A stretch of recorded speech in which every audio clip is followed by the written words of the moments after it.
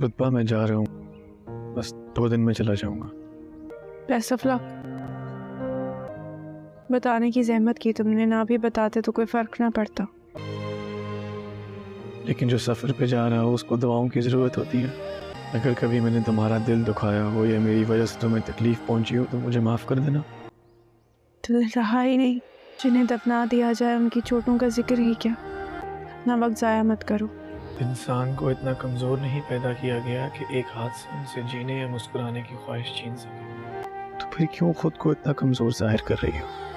تمہاری دھڑکن کہہ رہی ہے کہ تم اب بھی زندہ، دن تمہارے ہیں، راتیں تمہاری ہیں، یہ وقت تمہارا ہے۔ تو کیا ہوا اگر ایک انسان بیچ راستے میں تمہارا ساتھ چھوڑ گیا؟ تمہارے قدم اب بھی تمہارے ساتھ ہیں۔ تم نے محبت کا ذکر نہیں کیا۔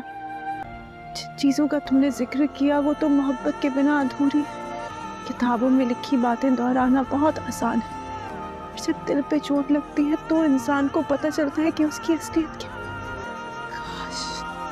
کاش کبھی تم نہیں سمجھ سکتے ادھوری اور نامکمل محبت کا۔